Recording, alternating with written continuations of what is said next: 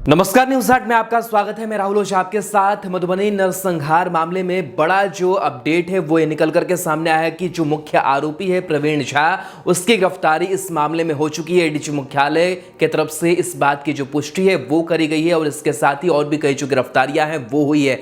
तो कहीं ना कहीं कह सकते हैं कि पुलिसिया जो जांच है वो चल रही है और करीब एक हफ्ते के बाद से जो मुख्य आरोपी है प्रवीण झा, उसकी गिरफ्तारी की जो खबर है वो निकल करके सामने आ रही है। साथ ही आपको बता दें कि नवीन झा की गिरफ्तारी जो है वो अब तक नहीं हो पाई है, वो अभी भी पुलिस की गिरफ्त से बाहर है। लगातार जो पीड़ित परिवार है वो ये कह रहा था कि हमें बहुत जल्द जो है वो न्याय मिलना चाहिए और जो दोषी हैं उनको फांसी की सजा मिलनी चाहिए। और इस बीच जो बिहार की सियासत है वो भी काफी गरमाई हुई है। नेता प्रतिपक्ष तेजस्वी यादव भी जाकर के मुलाकात करते हैं। तेजस्वी यादव ये आरोप लगाते हैं कि प्रवीण झा को नेपाल ले जाया गया, पुलिस के संरक्षण में नेपाल ले जाया गया। साथ ही साथ पीड़ित परिवार लगातार जो विनोद नारायण झा स्थानीय विधायक है उनका भी नाम सामने आ रहा है कि उनकी भी स्थिति को लेकर के जो जांच है, पुलिसिया कार्रवाई है वो की जाए। नेता प्रतिपक्ष तेजस्वी यादव आरोप लगा रहे हैं कि विनोद नारायण झा को लेकर के कोई भी स्पष्ट रुख जो है वो पुलिस अख्तियार करते हुए नजर नहीं आ रही है कि आखिर उनका भी नाम क्यों इसमें आ रहा है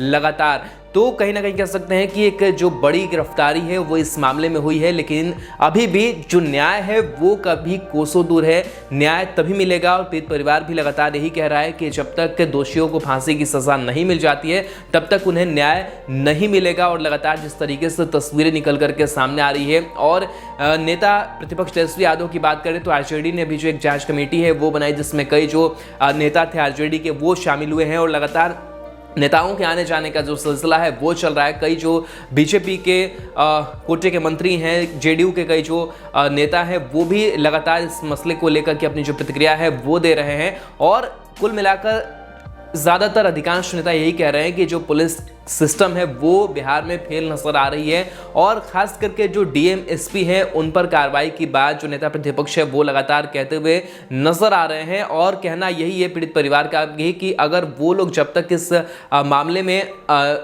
शामिल रहेंगे तब तक पीड़ित परिवार को न्याय मिलने में देरी हो सकती है, क्योंकि लगातार जो संरक्षण है वहां के डीएम एसपी का वो मिलता रहा प्रवीण झा को उर्फ रावण को। और रावण शब्द को लेकर भी लगातार जो सवाल है वो उठ रहे हैं कि बिहार में आखिर रावण सेना का जो जन्म है वो किस तरीके से हो गया। रावण जो है वो बुराई का प्रतीक माना जाता है और उसको कोई संज्ञा देकर के, कोई नाम रख करके इस तरीके से हिंसा करता है, इस तरीके से नरसंहार की घटनाओं को अंजाम देता है, तो ये कहां से उचित है और इन लोगों पर सख्त से सख्त जो कार्रवाई है वो होनी चाहिए। बहरहाल जो बड़ी खबर है इस मामले में वो निकल करके सामने आ रही है और कहीं ना कहीं कह सकते हैं कि थोड़ी सी जरूर जो उम्मीद है वो जगी है पीड़ित परिवार को भी। और बड़ा जो कह सकते हैं कि अपडेट है वो इस मामले में निकल करके सामने आया है कि जो मुख्य आरोपी है प्रवीण झा और इसकी गिरफ्तारी को लेकर के लगातार जो दबाव है वो बनाया जा रहा था कि आखिर इसकी जो गिरफ्तारी है वो कब होगी और पुलिस इसकी गिरफ्तारी क्यों नहीं कर रही है। एडीजी मुख्यालय की तरफ से इसकी पुष्टि की गई है और इसके साथ ही साथ आपको बता दें कि चंदन झा, मुकेश साफी, भोला सिंह के अलावा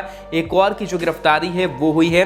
आपको बता दें कि जिस तरीके से पूरी घटनाक्रम सामने आई थी 29 मार्च के दिन, जहां 5 लोगों को मौत के घाट जो है वो उतार दिया था और जो फायरिंग है वो हुई थी।